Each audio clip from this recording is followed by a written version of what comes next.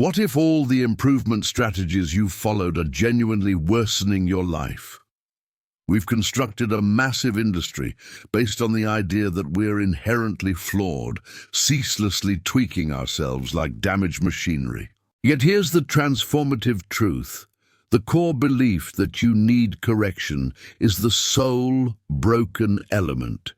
Imagine a wave in the ocean suddenly gaining consciousness and panicking because it's not solid like a rock, because it perpetually alters structure. The wave would attempt mending itself to achieve consistency. How ludicrous would that be? However, this is precisely our daily human behavior. The wave is already exactly as it should be, yet we've sold ourselves the idea that we're imperfect undertakings needing continuous rebuilding. We've been taught an upside-down story. You contain challenges requiring solutions, aspects requiring improvement, and if you push hard enough and uncover the right system, you can finally mend yourself and become your destined self. This narrative is so threaded through our culture that we scarcely doubt it. We accept our status as perpetual works in progress. However, what if this foundation is totally reversed? Here's something outrageous.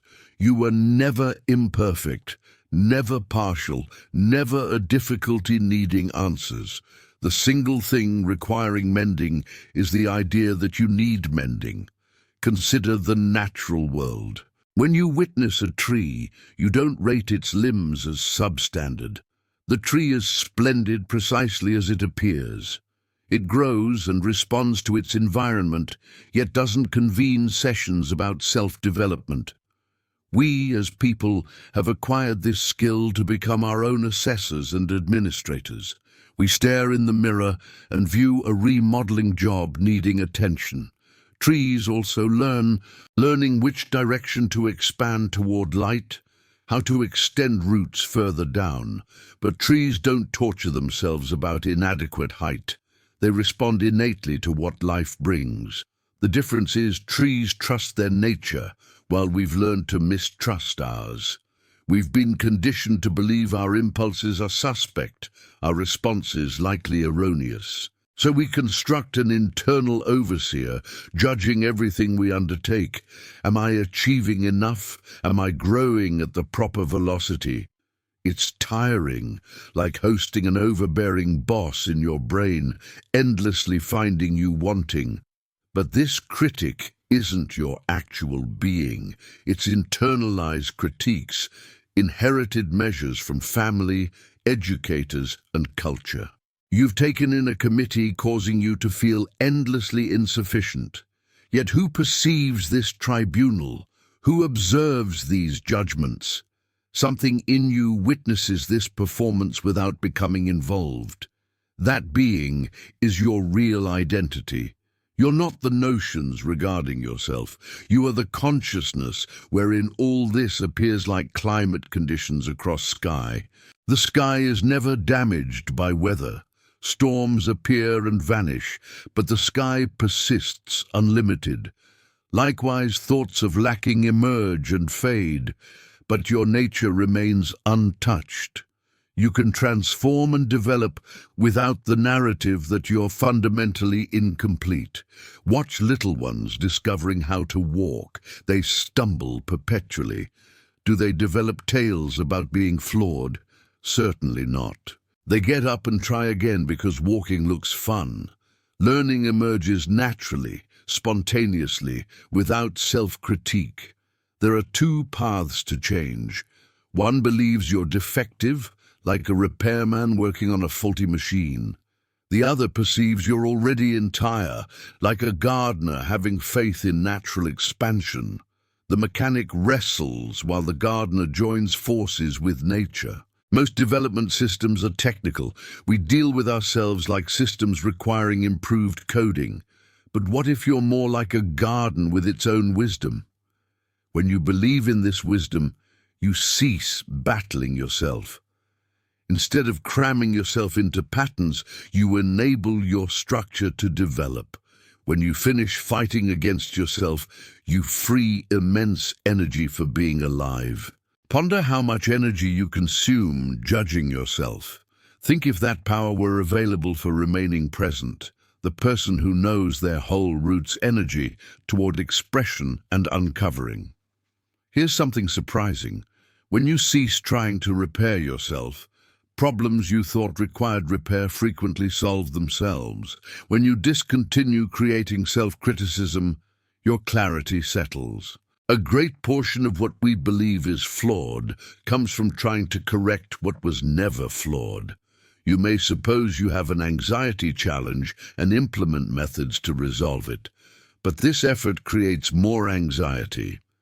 What if there's nothing wrong with feeling anxious sometimes? When you discontinue considering anxiety problematic, it often melts away naturally. We've been conditioned to believe we should have specific feelings, happy, confident, peaceful. Yet emotions are the weather patterns of consciousness, sometimes stormy, sometimes calm. This isn't a defect. The same holds true for personality traits we perceive as flaws. Maybe you're introspective in a culture praising outgoingness, rather than correcting these traits. Recognize them as your unique addition. Oaks don't try transforming into pines. Rivers don't feel sorry for not being mountains. When you receive your nature entirely, something extraordinary occurs. You stop burning energy, attempting to be someone else. This doesn't mean you never learn, but development comes from fascination rather than inadequacy. You evolve because growth is entertaining. Young ones don't toil at imagination. They simply dream naturally and effortlessly. We acquired the habit of mistrusting organic intelligence. We've changed our internal life into an enterprise with reviews. However, your authentic nature persists, waiting for you to recognize you were never flawed from the start. Here's an irony. The more you work to develop yourself, the more you validate requiring improvement. But when you recognize you were never broken, development happens naturally, effortlessly. When you trust your nature, growth happens like flowers blooming, gorgeously in their natural timing. This isn't resignation, but faith in the wisdom that powers your heartbeat. So here's an experiment. Execute a trial. For one day, stop trying to fix yourself. Consider that day as an offering to receive. Experience feelings without changing them. Recognize thoughts without criticizing. Treat yourself like a trusted friend with kindness, patience, and humor. You might discover you're wonderful exactly as you are. This is the secret. You are never imperfect. You're already full, already sufficient. You're not removed from existence. You are existence displaying itself as human, and existence is jubilation. We're all waves on one ocean, each special, each whole, each ephemeral. When you realize this as lived experience, you can at last ease into being yourself. Your true being is more gorgeous than your imagined perfect self. You don't require becoming closer to life, because you are life experiencing itself as you. The wave is the ocean pretending to be individual. If these words struck a chord with you, I genuinely invite you to subscribe to the channel. Follow for more material that questions mainstream thinking about personal growth and self-enhancement, and share a comment below with the word whole to indicate you're prepared to embrace your entire, unbroken being exactly as you are right now.